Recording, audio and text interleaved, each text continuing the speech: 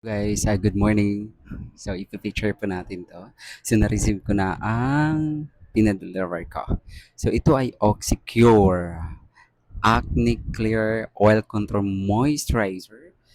Tayo ay kailangan talang mag-moisturizer, guys, after ng before maglagay ng ano talaga ng serum at saka after malagyan ng kung ano-ano pa at the same time ay kailangan natin ng moisturizer at sunscreen.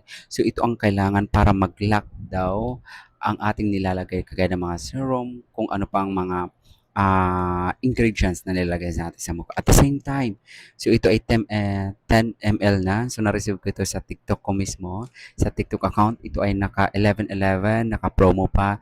Ilalagay ko na lang yung link sa ibaba. Check out and purchase kung gusto po ninyo na avail ito. Ito po ay Oxycure Acne Clear. So this one.